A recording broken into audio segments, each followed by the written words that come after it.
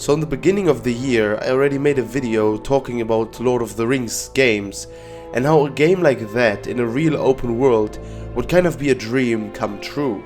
And while in the past we definitely did have a lot of good Lord of the Rings games, games like Shadow of Mordor, even Lego Lord of the Rings was quite nice, to be honest.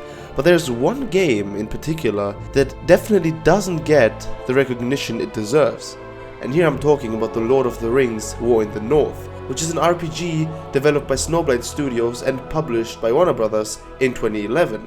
And the game is set in, Tolkien's Middle-earth and offers a very different perspective on the events of the books and of the movies. So in today's video I want to talk a little bit more about the game and why I believe that it is a hidden gem in the Lord of the Rings gaming franchise. Now firstly, what I obviously have to talk about is the game is set in the Lord of the Rings universe.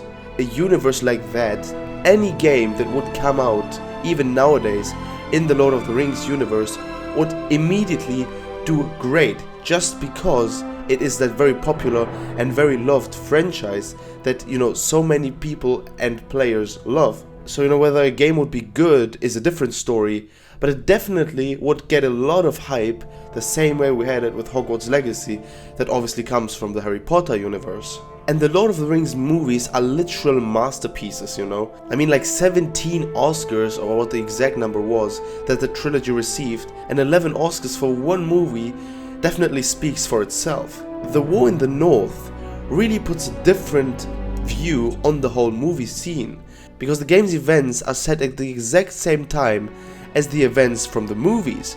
And while the Fellowship of the Ring has their own route, we in the game kind of have the task to keep their bags safe and kill all the orcs in the north. Now while the story definitely isn't as compelling or epic as the main events in the Lord of the Rings, the different perspective was a very interesting topic, and with one of the game's biggest strengths, which is its multiplayer mode, allowing you and up to 2 friends to team up as the characters not featured in the main story, but from the game, and battle Sauron's forces, is really a lot of fun. And the combat of the game, even though it's 12 years old, is actually quite satisfying, and the character progression offers a very big variety and also replayability. However, when playing solo, the game can feel quite repetitive at times. But there's definitely some replayability due to its cooperative nature and the different character classes. And the game's environment definitely really captures the essence of Middle-earth. And even with some very known locations and characters that we meet in the game, the models and animations could have definitely been more polished. Still, in general, I really loved how the game looked. Some regions were really bright and beautiful, while others, more dangerous paths and locations, were really dark and brutal. And I think War in the North is definitely a must-have for every Lord of the Rings fan, because experiencing a different angle on the story is really an interesting thing that we do here. And especially playing the game with your friends is way more fun than I firstly expected. But also in solo play, I played the game twice myself, because you definitely cannot upgrade every skill in one playthrough. For that you have to start a new game, the New Game Plus mode, and only then you will be able to max out your character to the fullest. And even playing the game solo was a lot of fun. The game isn't very long. It took me like 12-14 hours to complete the game, but I think that's a perfect length for a game like that. Because it's kind of the same length as the Lord of the Rings trilogy.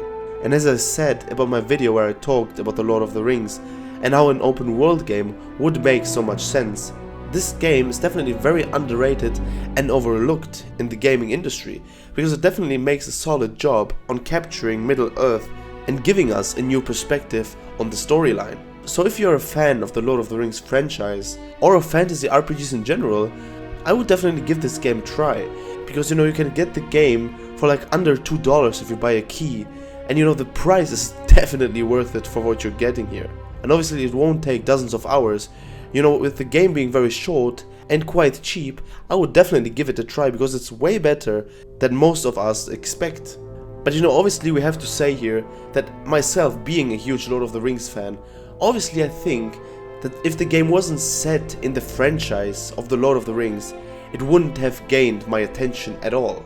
So that fact alone makes such a huge difference, and for someone who loves the Lord of the Rings trilogy as much as I do, it is definitely a must-have and worth playing even 12 years after its release. Alright guys, that was it with my video today. I will see you in the next one. Till then, have an amazing day. Bye bye.